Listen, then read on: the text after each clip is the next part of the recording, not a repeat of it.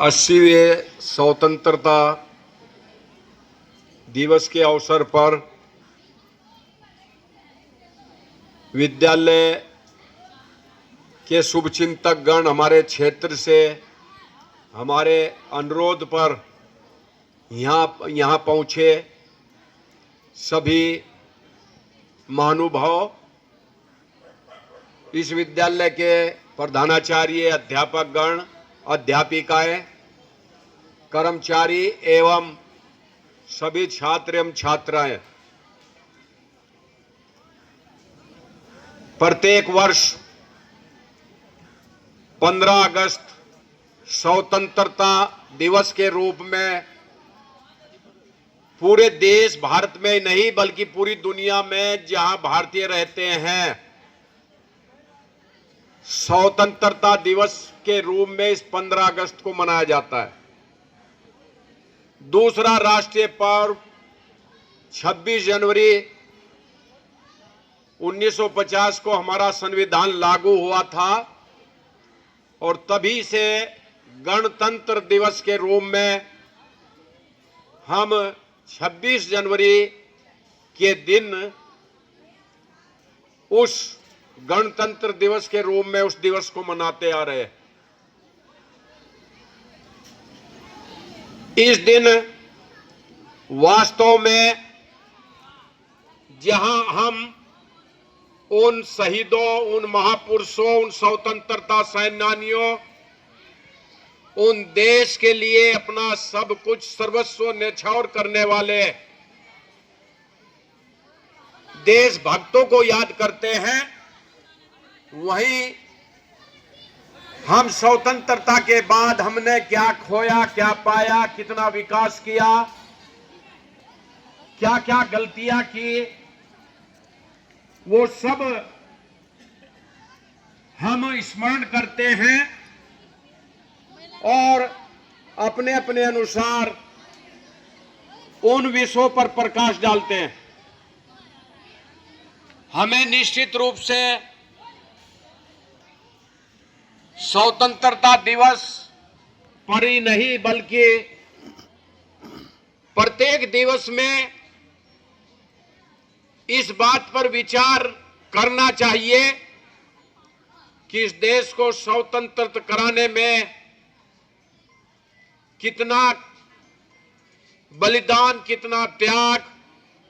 हमारे पूर्वजों ने, हमारे स्वतंत्रता सेनानियों ने, हमारे शहीदों ने, हमारे नेताओं ने किया था। और हमारे किसी भी व्यवहार से, किसी भी कर्म से इस हमारी स्वतंत्रता को, हमारे गणतंत्र को किसी प्रकार की कोई क्षति ना पहुंचे। हमें अपने देश और की एकता और अखंडता के लिए सर्वस्व न्यौछावर ना भी करें, कम से कम कर्तव्य समझकर अपने कर्मों को करना चाहिए। मुझे खुशी है कि आज मैं 55 सालों में सबसे ज्यादा इस बात के लिए प्रसन्नचित्त हूं कि हमारे छात्र, विशेष रूप से छात्राओं ने सामयिक जिन विचारों की आवश्यकता है, जिन विचारों से देश की एकता और अखंडता मजबूत हो सकती है, जिन पर चल करके हम विश्व गुरु बन सकते हैं, दुनिया में अग्रणी बन सकते हैं, उन पर अपने विचार प्रकट किए। और जिन छात्रों ने भाषणों के द्वारा जो एक वातावरण देशभक्ति का, राष्ट्रभक्ति का अपने विचार से यहां प्रस्तुत किया, मैं उनको धन्यवाद देता हूं और प्रसन्नचित्त हूं कि जिसके लिए हम संघर्ष कर रहे हैं, विद्यालय की स्थापना 2 जुलाई 73 से वो बच्चों के अंदर प्रवेश की है और हमारे जो भी अध्यापक अध्यापिकाएं जिन्होंने इन बच्चों को तैयार करने में अपना समय अपनी बुद्धि के अनुसार सहयोग किया है और इनको तैयार किया है, चाहे हमारे शहीद उधम सिंह बाल विद्यालय के बच्चे छात्र छात्राएं हैं, चाहे यमुना खादर इंटर कॉलेज कम्मो मजरा के 6 से 12 तक के छात्र छात्राएं हैं। मैं 4 जो भाषण यहां पर बच्चियों द्वारा दिए गए हैं उनसे विशेष रूप से प्रभावित हुआ हूं और अपने संयोजक महोदय अजय कुमार जी और रितेश कुमार जी से चाहूंगा उन पर लिखे हुए उन भाषणों को सुरक्षित कराएं और हमारी इस विद्यालय की कालिंदी पत्रिका प्रकाशित होने के लिए जा रही है। उन छात्राओं के विचार और उसमें सुधार किन्हीं शब्दों का हो सकता है, उनको परिमार्जित करके उनके नाम से उस पत्रिका में भी उनको छपवाया जाए और कोई भी जो छात्र और छात्राएं अपने नाम से हमारे अध्यापक और अध्यापिकाएं अच्छा लेख कविता जो देश समाज और राष्ट्र के लिए सहायक हो, मजबूत करने में, देश की एकता और अखंडता को मजबूत करने में और देश को विश्व गुरु बनाने की ओर जो हमारे प्रधानमंत्री आदरणीय श्रद्धेय मोदी जी के नेतृत्व में भारत सरकार और योगी जी के नेतृत्व में उत्तर प्रदेश सरकार जिस रास्ते से तेजी से बढ़ रहे हैं उसमें जो भी हम सब से देश के लिए सहयोग बन सकता है, विचारों का बन सकता है, अपने अच्छे कर्म करके बन सकता है, उसमें हमें प्रयास करना चाहिए।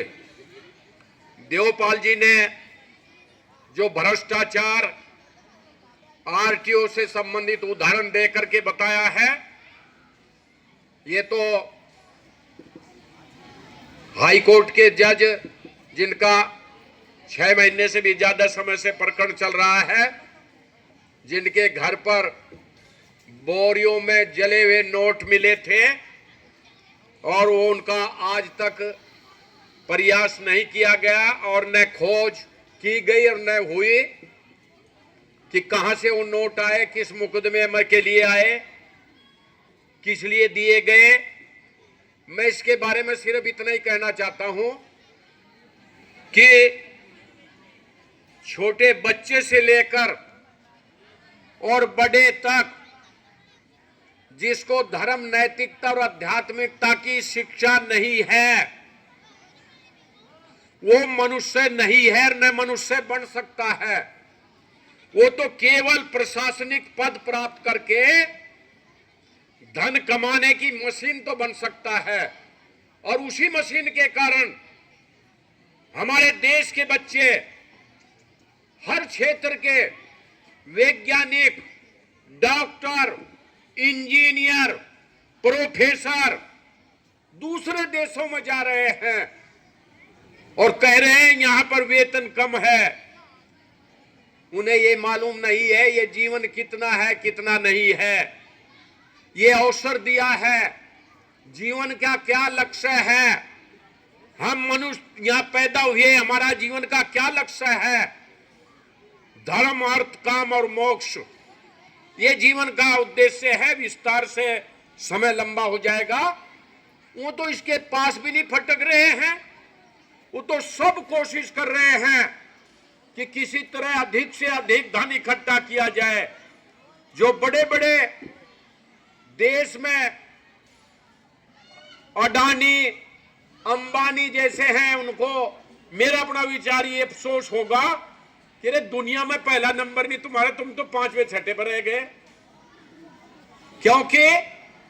ये तो बहुत पहले हमारे समाज सुधारकों ने कह दिया था, गौधन गजधन जो है और रतन धन खान, और जब आए संतोष धन सब धन धुरी। तो जब तक संतोष नहीं होगा, संतोष तभी होगा जब हम धर्म, नैतिकता और आध्यात्मिकता की शिक्षा से ओतप्रोत होंगे। और वो क्योंकि विद्यालयों में धर्म की शिक्षा नहीं दी जाती है। धर्म की मतलब ये नहीं हिंदू मुसलमान की, धर्म की शिक्षा का मतलब जो इंसानियत से संबंधित सारी बातों का जो सारे संप्रदायों में सार है, वो सब मानते हैं। कोई हम पूछे किसी भी धर्म, संप्रदाय, जाति, क्षेत्र के, भाई सत्य सच बोलना चाहिए नहीं बोलना चाहिए? सबका यहां बोलना चाहिए। झूठ नहीं बोलना चाहिए, यहां नहीं बोलना चाहिए। चोरी नहीं करनी चाहिए, नहीं करनी चाहिए। तो जो चीजें सर्वसम्मति से हैं, उनको तो हम कम से कम पाठ्यक्रम में ला सकते हैं, जो आपत्तिजनक नहीं है, जो इंसान बनाने के लिए, मनुष्य बनाने का प्रयास करती हैं। मैं ज्यादा समय नहीं लूंगा। पुनः अपने इस कार्यक्रम की आज विशेष रूप से भूरी भूरी प्रशंसा करता हूं, और जिन छात्राओं ने भाषण के द्वारा और दूसरों ने और कार्यक्रम को के द्वारा यहाँ पर राष्ट्रभक्ति, देशभक्ति का परिचय दिया है, समाज सुधार की बात की है, शराबबंदी आदि, शराब नहीं, बड़े बड़े नशे